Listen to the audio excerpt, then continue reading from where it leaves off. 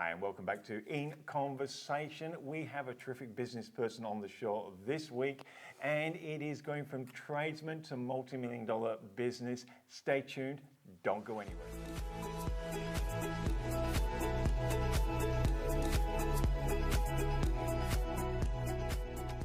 Hi, and welcome back to In Conversation. I'm Michael Worthington, and this week, as promised, this is going to be a terrific show.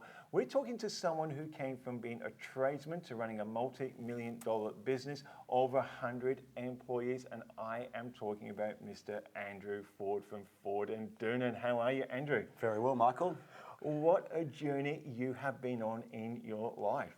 Yeah, it's quite incredible, really, looking back on those years. And a lot of people say, oh, did you ever envisage it would go like it did? And of course I didn't. We had very low aspirations. I was only 19, but no, it was been a fun journey and it hasn't finished yet. So just take us back a little bit, because I know everyone wants to get into the meaty stuff, but we have to see where you actually came from, because lots of people don't think it's possible, you know, especially when they're starting out and they've got that little bit of a struggle. But you actually started on the tools, crawling through roof spaces. Yep. What was that like? Yeah, like any young tradie, it was good. I wouldn't want to be doing it now, I'm a bit older. But no, it was really good. It was a really great journey. And I left school at year 10, so I was only 15 when I entered the workforce, did a 4-year apprenticeship, and started Ford and Doonan at age 19 Wow. at the end of my apprenticeship. Now, we have a look at that. A 19-year-old starting a business, you have your co-founder with you doing this. What was some of the challenges? That must have been a tough gig to start up your own business. Was a tough gig, mainly because we didn't know a lot, but we learnt quickly. But it was both a blessing and a curse being young, because being air conditioning and refrigeration, it was very seasonal. So the winter time came around and whatever work we did have just diminished to nothing. So Kyle Doonan had to leave the business and get a job at his old employer. I hung in over the first winter but because we were so young, we didn't have mortgages and kids and all that sort of thing. So our cost of living personally was quite low, which allowed us to get through those lean early years. It's interesting when you talk about that, you know, and what you were prepared to go through to make the business successful. And like you're saying, Kyle went back to his old job, get the cash flow coming in, so at least you could both survive. Is that really the definition of passion to you? What you're prepared to sacrifice to get what you want? I think it's the key, Michael. It's a really good point you touch on, because, you know, today's world, we sort of want it now and impatient and that sort of thing. But unfortunately, business, unless you're particularly lucky, is a hard slog, and there's no two ways about it. And success comes with a lot of hard work and effort. When you go into business for yourself, did you start to reflect back on what your employers had done and glean what you would like to copy from them, and then go like we all do, I'm sure I could do this better? Yeah. Well, again, that was a bit of a negative, because I only was an apprentice when I started the business. I only just, you know, my previous employment. So I hadn't actually learnt a lot from anybody else, and I only got 4 years of total experience. Wow. And 2 of those were with the hospital working for the state government. So we didn't really have a lot of experience to draw on, so we had to make up a lot of it as we went along and just create our own systems and procedures and that sort of thing, which I think was an advantage, but often it's not, because you can't steal anything, ideas from the previous experience. Where do a couple of young guys starting up, and there's probably young guys looking now going, hey, I'm in the same boat, I'd love to do, where do you go? Where did you source this knowledge? Or was it just instinctive within you and you kind of muddled through? Probably the latter. I think it was instinctive. And we just learnt a lot by just asking questions. And don't be afraid to ask the dumb questions, you know, especially when you're a young person. Really, it doesn't matter, any age. Yes. People like to help you, and just ask for their advice and help. And people might look at you and go, why don't you know that? But they'll still help you. And when you learn so quickly when it's your own money that you're burning or not making or losing. Exactly. I was going to say, with the money part, how does a couple of young guys finance? I mean, it's probably difficult for people to look at Ford and Doonan now. You're a huge operation, but even back then, you know, you've probably had a car, you had a vehicle, you got fuel. How do you finance something like that? Did you have a nice fat bank balance to get you going? Far from it, actually, Michael. Yeah, we sold our sort of hotted up cars that we all drove at that age, and bought a van each. And then we put $500 into the bank each, and that's how the company was started. So we started with nothing, and we just learned, I guess, by virtue that we didn't have it, again, you can't spend what you don't have, so we didn't blow it on unnecessary things because it was just a matter of surviving and drawing enough to live on each week for the first year or two. Interesting you're saying you got rid of the hotted up cars, which all, as young guys, are kind of always aspire to. Was that to buy actual work vehicles, and what did you actually end up with? Yes, I finished up buying a little Toyota Light Ace, I think it was. It was my first little van, which got nicknamed the Egg Van because it was the shape of an egg. And Kyle bought a not dissimilar car, or van I should say, for his first one too. So that became our private and work car as well. So you use them for your private use. Yeah. So there wasn't the luxury of having a couple of... No, there wasn't. There's even, I got a few photos, historical photos with my surfboard sitting on the roof rack of my van. So on the way surfing down south. Hey, with something like air conditioning, I suppose there's a few people looking, and we're kind of used to seeing the big boxes and the big containers. How did you go for storage? What were you doing at that time to get the product from, obviously from wholesalers or from manufacturers, to clients? How did you work that piece out? Good question. And the first couple of years we were predominantly service only, so we weren't doing a lot of installation work, so we didn't have big, bulky equipment. But to answer your question, Mum and Dad's garage. What we did have to store was stored, thankfully, in their triple garage that they had. Isn't it? It must make you smile, but doesn't it make? I mean, it makes me feel good. You just look back and Mum and Dad, and there they are with their garage. Their cars are out in the weather now. Exactly, they're great, aren't they, mums and dads? Absolutely. Do you find that when you were going, like Mum and Dad support and family support was critical to you in those early years, or was it outsiders as well? Everybody, but particularly I think family have a lot more patience with you and have a lot more of that, I really actually care that they succeed or they don't. But particularly in our case, going back 1985, there weren't mobile phones, and even the pages, beep beep pages, hadn't invented alphanumeric ones where you got the message on there.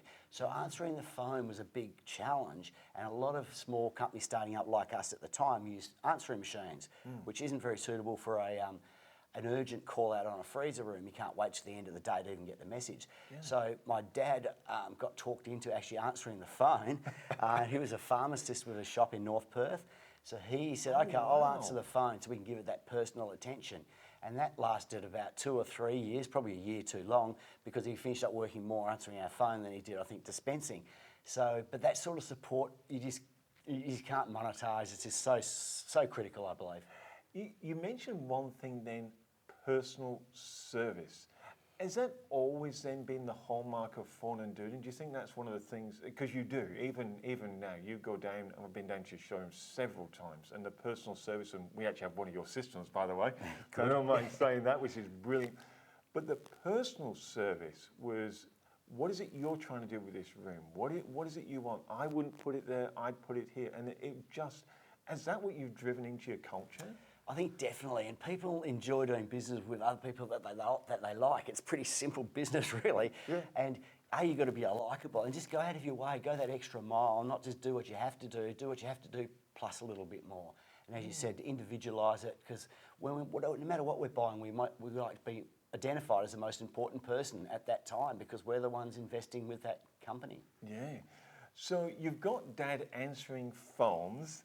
And when did you realise that, well, Dad, we probably need to now replace you, and thanks for all your help? And what was that next stage for your company? Yeah, I think it was about 3 years later, so it lasted quite a while. That's excellent, isn't it? It is excellent. You got good mileage out of Dad. I think actually I think we actually acknowledged that we were just taking advantage of the situation now that he was starting to work more for us than his own business. Yeah. So we just called it at that point, and that necessitated us to get a receptionist, our very first employee, which is a receptionist, working part-time, answering the phone, typing letters for us. So, and was it around then that you started, when did you actually start to get into your own premises? Because that's a huge cost for business. It is, yep. I remember the very first premises in West Perth. We sublet from an electrical company, and we just had one office, and we had one desk, and it was a double desk. So we literally sat next to each other, like we are now, on one big long desk with one phone sitting in the middle that we had to share. And we did, I can't remember the rent, it was something like $80 a week or something like that. It was I guess, it's cheap, but all relative back then to the size of the business we were. There's some important lessons there, isn't there? That, you know, a lot of business people, or a lot of people go into business and they want to go what I call go Hollywood. They want that nice office, they want that nice view, and they want the nice car. And you just proved that it's not about those things at the end of the day. No, that's right. We all like that, don't we? Let's be honest. Yeah. So you're right. So I think you live within your means is lesson 101 in life, really, and especially so in business. And don't go and leverage yourself with a massive loan or borrowing money from other sources and have that burden of having to repay it, plus just paying the business's core bills. And I think often those two things together are what tip early starters over. So be very prudent and, yeah. I've heard you talk about one of your great lessons, and you do share it with people as you mentor them, and if people ask you advice, is leaving cash in the business and not dragging it all out and getting excited and pay the mortgage and buy your fancy car back and stuff like that. That must have been a temptation difficult to abstain from. Yes, and I think we all stuffed from that one too, don't we? Yes, again, it's a key lesson, and actually my mother was helping us. She was our bookkeeper. And she was from that generation, again, like most of them, that she was very, very cautious on money and very careful with it, and she treated it like it was her own, much to our frustration at times.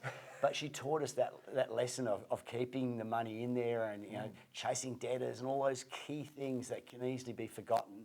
And again, just back to living within your means. And I remember when we did have some money and we had to each buy a house and we needed a deposit, there was such a great day when we could draw, you know, a significant lump sum back then, Yes. and that formed the deposit for each of our respective homes. Do you believe by keeping the cash in and mum helping keeping that cash in the business was what enabled you to expand? Because in those early years, I mean, you were breaking records all over the place. So that business, your business was just growing almost, some people would say, almost out of control at one stage. It was, and you know, we didn't have an overdraft probably for the first 10 or 12 years. We grew that business, like you explained, purely with cash and cash reserves and prudent financing. That's a big call, isn't it? It is a big call, and really we only needed the overdraft. I can't remember exactly. It was at least 10 years when we got it more into the installation, and we're starting to buy stock from manufacturers in more bulk to get better pricing. Yes. And that, of course, placed pressure on your cash reserves. But again, that philosophy is still that remains today. That like WA is going through a bit of a tough time in the last few years, where we've slept well at night because we didn't take all the money out of the company. The company's got a strong balance sheet, and it allows you to survive when things do turn a little bit south. Yes, amazingly, Michael, we didn't have an overdraft for the first 10 or 12 years, approximately, and we just kept the cash in the business, and that actually fueled that growth, which, as you said, was quite extraordinary. We were doubling revenues every year, and we really only needed the overdraft when we got more into the installation side, and we required us to buy better and by buying bulk from our suppliers, and that then placed the pressure on the cash that we did have, so we did call an overdraft then. You know, I've looked at, and you've grown to, I believe you're over 100 staff now. Yes. What are some of the lessons you've learned about employing staff and getting it right? Well, so we always get it right, like any company. I think, again, most people would agree, they're probably the biggest single challenge is staff in any sort of business. And because we have so many of them, you know, you can't help but get caught up in their own issues and their own lives and have an impact on you. And people let you down, people surprise you. And I guess you, over the years, build up a thicker skin too, to always expect the unexpected. Yes. And not let it get you personally. What are a couple of key points you've learned, you know, for people growing a business, you've actually picked up that now you employ, when you're employing staff, that you go, no, I'm applying this when I employ staff now? A great one, that, again, it's not my term, I'm just reusing it, is be slow to hire and fast to fire. So that's a good lesson in that. So if someone's not the right fit and you really gut feel tells you that you're not going to be able to change that and make them a good fit, then it's better for them and the company to let them go sooner than later than dragging it on. So that's the first lesson I'd suggest sharing. The other one being is, even if you've only got a couple of employees or a handful of employees, get your documentation correct. Right. Don't sort of half do things with not proper formal contracts or letters of offer, and following the letter of the law. Just do it correctly right from the start, and that'll set you up as you get more and more staff that you don't have to go back and redo it. Now, there's obviously the question that comes up with businesses like yours and families start to become involved. Were there any discussions or decisions or what strategy you have for employing family? Because that can be a whole new world all to itself, Yes. can't it? Again, I didn't listen to some advice that wasn't mine, but it goes something like never employ family or friends. And I've had many over the years. Some have worked out brilliantly and some haven't. I think one decision we both made, myself and Kyle Doonan, was that we were never going to employ our wives.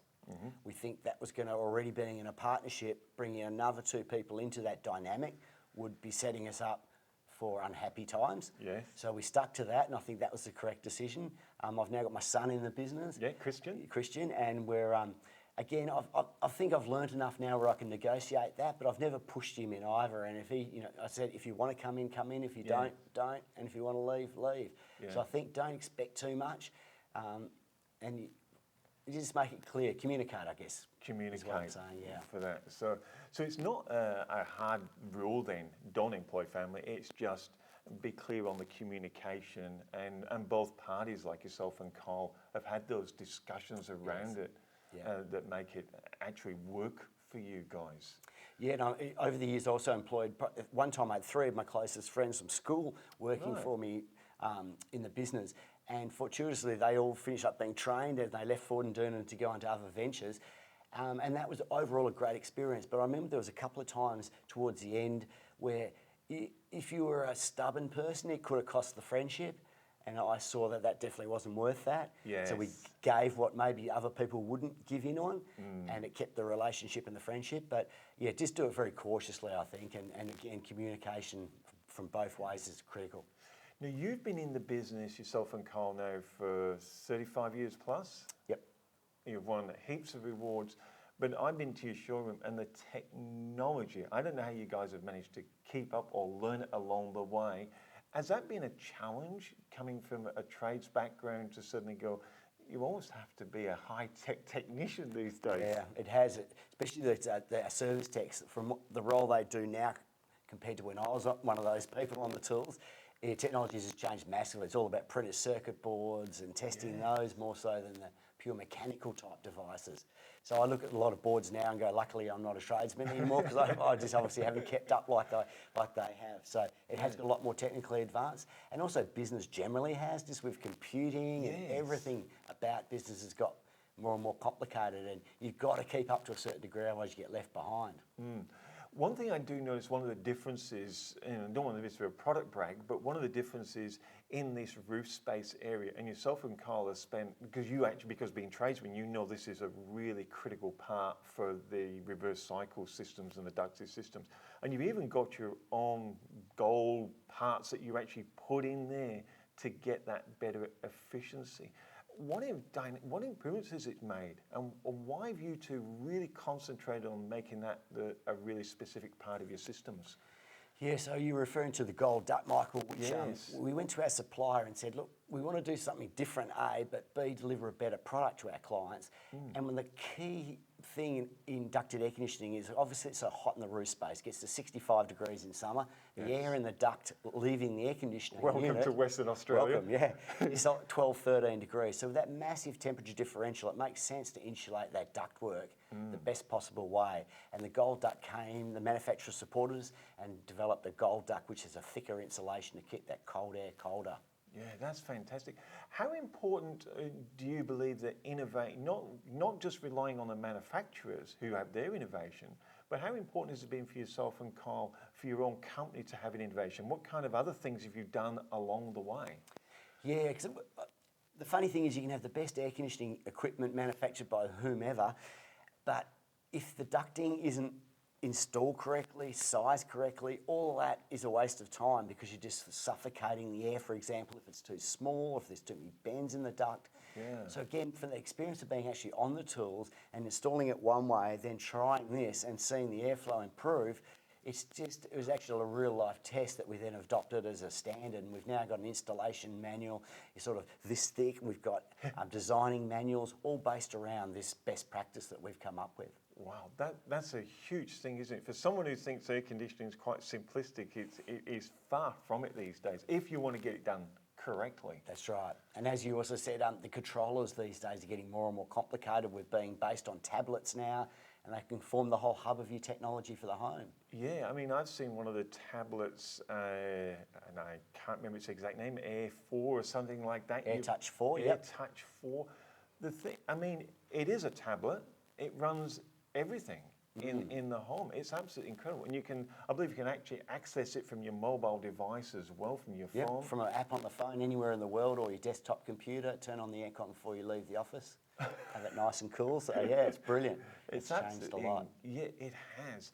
Where do you see air conditioning technology going, Andrew? Do you think we've reached the limits? No, I think there's something big going to change. I'm sort of surprised it hasn't happened already, because really the refrigeration process that makes cold air or cold fridges hasn't changed in 100 years. So there's got to be a new, more efficient technology. And I know a lot of big corporations and NASA even have been working on lots of different ways to try to reinvent air conditioning to be more efficient without the mechanical cycle that still exists. So someone's going to come out with this. Whoever it is going to make a lot of money out of it, but they haven't yet, so who knows? Haven't yet. And Ford and Durnan, you've been going for 35 years. You're certainly the leaders in Western Australia, as far as I know. You've made huge inroads. Your quality is unbelievable. Where's the future for Ford and Durnan now? What do you see as your future path, and what would you like to see happen? I think right now we're focused on future-proofing the company. With online obviously becoming more and more prevalent, we're already into that space. We believe that's going to have a major impact on the way we do business in a short amount of years. So really we're about adapting and future-proofing ourselves, getting that next generation coming through, because all the management is sort of my age management team now. So we have to also, we're big on reverse mentoring. The people in their 20s are sort of helping guide the marketing of the company, and a lot of different behaviours within the company. So it's really just getting ready for that next 35 years, really, Michael. It's almost back to mum. She's going to future-proof you. Keep your money in the bank. Exactly. It's my turn to do it for someone else now. Isn't that incredible? For a business owner watching, maybe a startup or someone who's just got stuck and just trying to reinvent, what are 2 or 3 of your top tips that you've learned along the way that you really like sharing with business owners to help them have that breakthrough? Yeah, okay, that's great questions. Spend time on planning the future. Like, it's all very easy. We all get caught up in our day-to-day and work in the business, so make time to work on the business. Have like retreats, get out of the office and with your management team or just your staff if it's only a few people, and just brainstorm. What do we do well? What don't we do well? What's going to change? What's heading our way? So you can get that communication. Also, leave WA. In the early years, we used to spend, every year we'd go over to Sydney or Melbourne and speak to our competitors over there. Well, they weren't really competitors, that's why we went there. Yeah. And they were very willing to share what they're doing in their business. We learned and took back to WA a lot of what they were doing. So we're very sort of insular in WA, is to get out and go and see overseas or even over Sydney, Melbourne. East Coast, talk to the people over there, because they're not your competitors. They'll share what they're doing, and you may well bring back a best practice that's not currently in WA. Fantastic. That's incredible.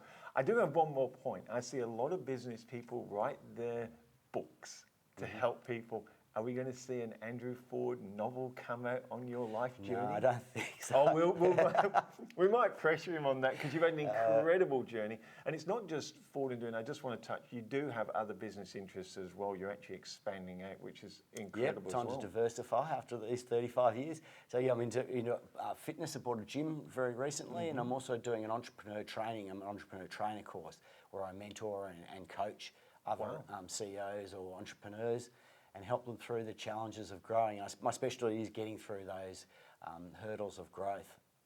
Fantastic. Well, so exciting. I really appreciate you popping in and having a chat to us. Pleasure. Thank you, Andrew, Michael. thank you very much. And we hope, we actually look forward to enjoying your next minimum 35-year journey. Let's hope so. Thanks very much.